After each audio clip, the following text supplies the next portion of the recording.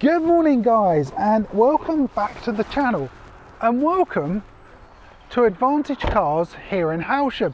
Now I'm sure like a lot of you, you'd love a high performance car, even a supercar, but to be honest they're completely inaccessible. They're just so expensive.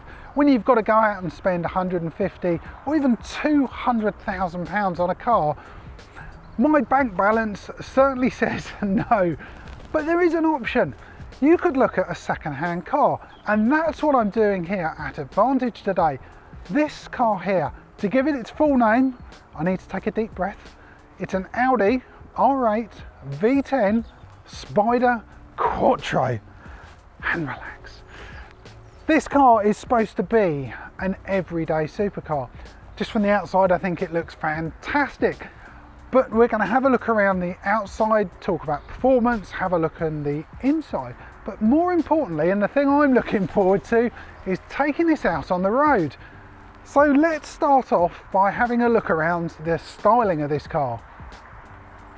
The R8 was the first car to come out with the concept of LED headlights, and now a huge number of manufacturers are using the same sort of technology. They call it something different, so you might have matrix LEDs, adaptive LEDs, but because of that this car still looks very, very modern, even though this particular one came out in 2013.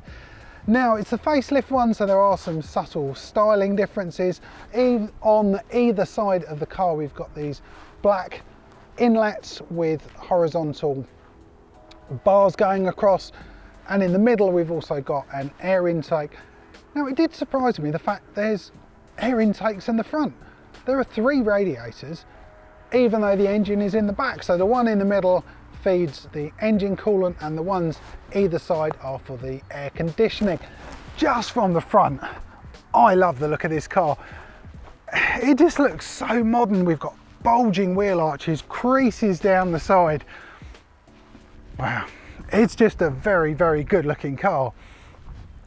We've got 19-inch wheels on this car, and interestingly the fronts are actually smaller than the rears. We've got 235 35 19s at the front, and at the back they're quite a bit larger, 305 30 19s. And in terms of cost, you're looking around 350 to 400 pounds. I know that sounds a lot, but when you were spending 150,000 pounds on the car originally, you are going to expect slightly higher cost. Now I was mentioning at the front we have air intakes, and they also cool the brakes. Now that hot air is funneled out and down the side of the car. That's what this styling and these curves are for, and it sucks it into the rear louvres, which in turn feed the rear engine. Now with the coupe version there was a distinct styling design where this was a different colour. They get carbon fibre, in fact some of it even came with the same body colour, but it was a very unique look. Now they've gone, I think it gives it a maybe a more elegant look. I don't know what you guys think. Put in the comments down below, do you prefer the elegant Spyder look, or do you prefer that more distinctive one with the blades on the side?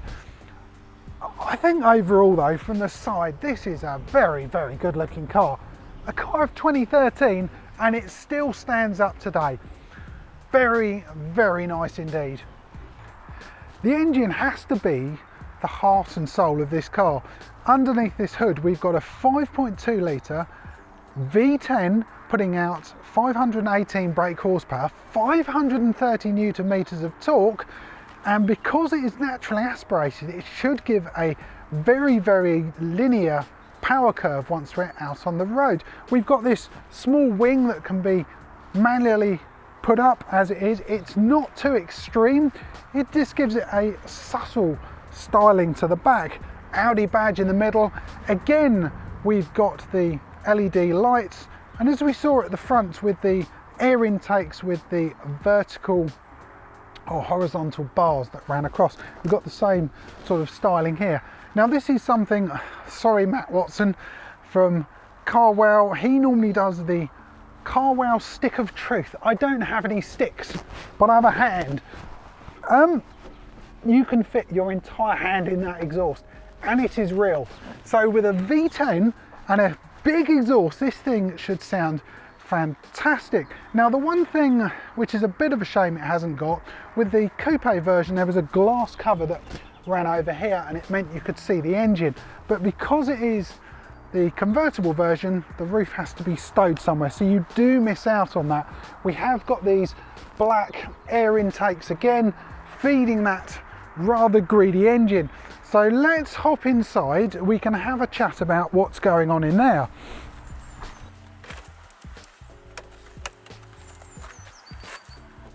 Right, here we go. Welcome to the inside of the Audi R8. I'm really looking forward to getting this out on the road, my first ever supercar. So let's start off with the important things, the steering wheel and the instruments.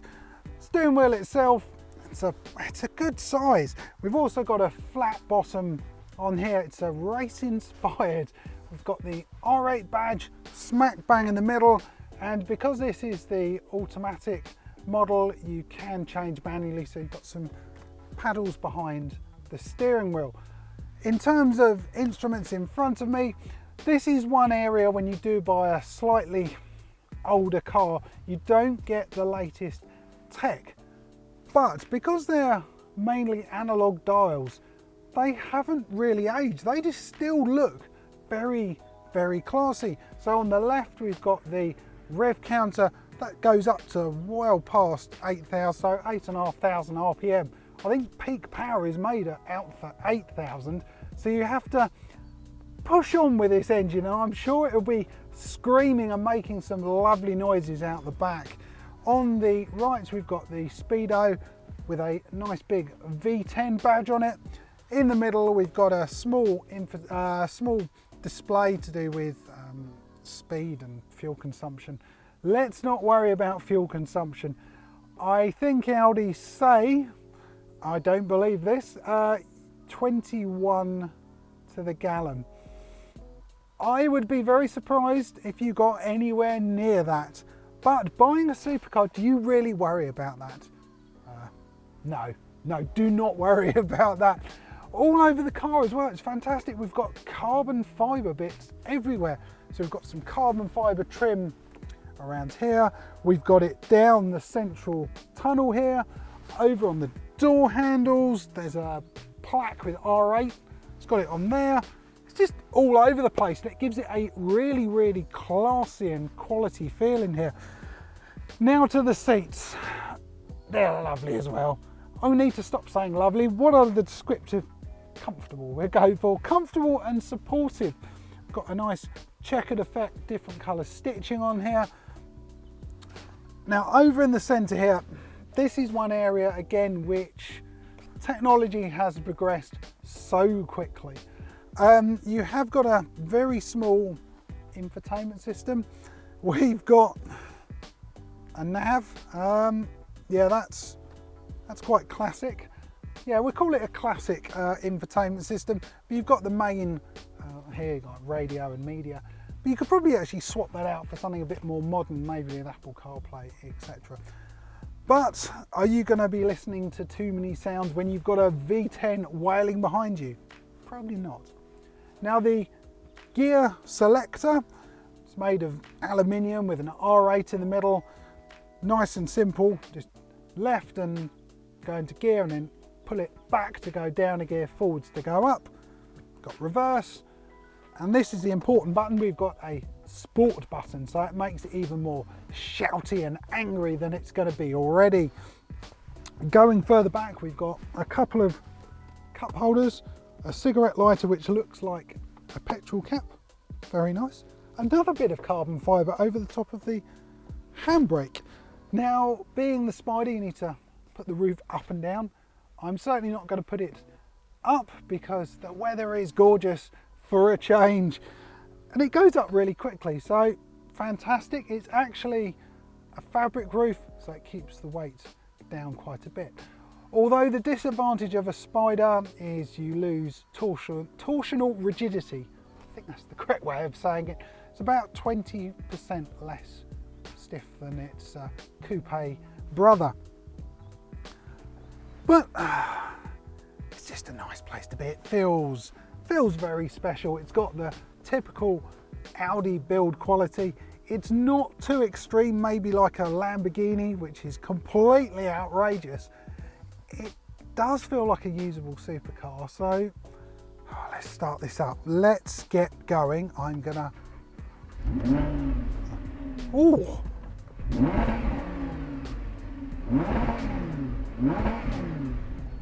Oh, this is going to be fun. So we've had a quick chat, we know what it's got, but this is about the driving and looking good. Let's get going.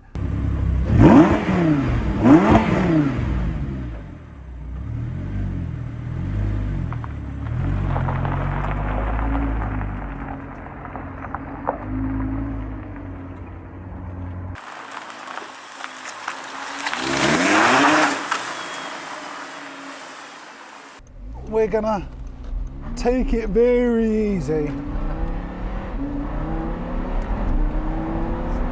Yeah, that's me taking it easy. That was just wafting along, changing up quite quickly. So how dare I haven't got the sports mode on.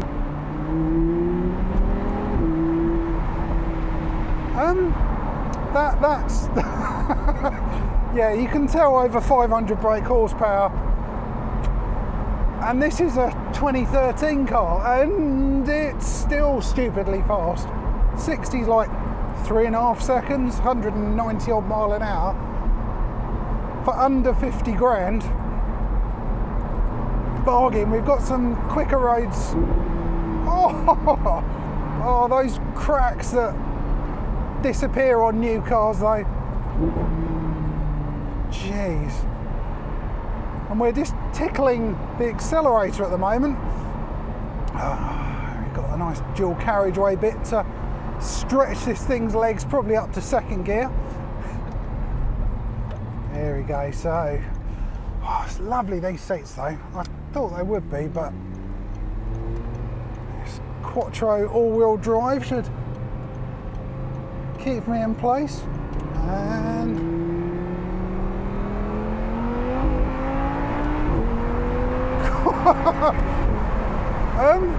yeah, the back end kicked out there ever so slightly. I'm glad I've got traction control and stability control, unless it's turned itself off in sports mode.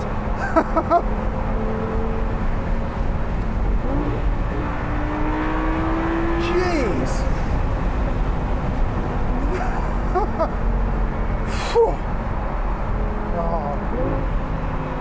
That is pretty savage.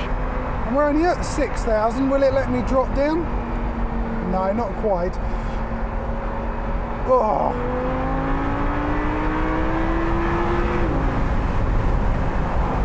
That was changing up at the red line there. That was... Oh, wow.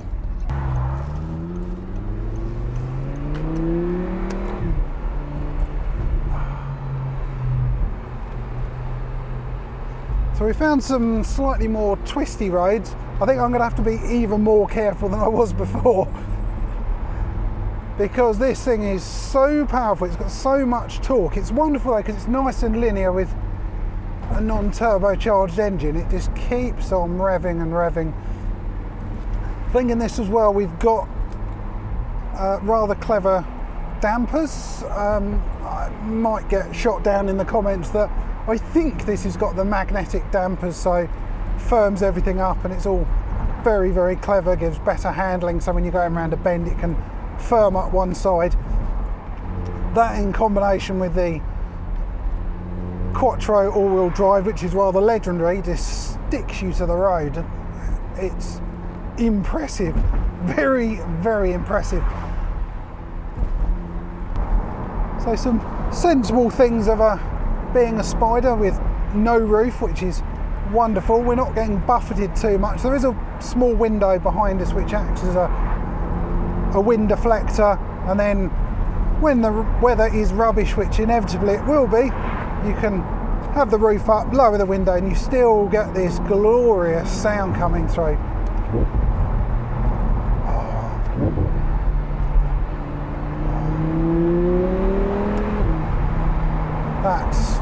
it's just so addictive. You certainly feel all the bumps in the road. It's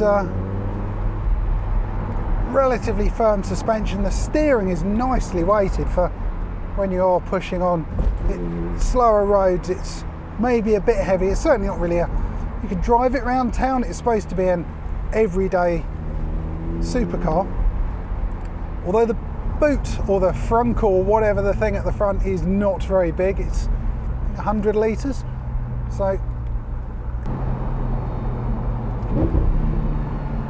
we're doing, that's 20 miles an hour and in a 60 and 60. Oh yes, oh yes, oh yes. This is something you're going to lose your license with if you're not very, very, very, very, very careful.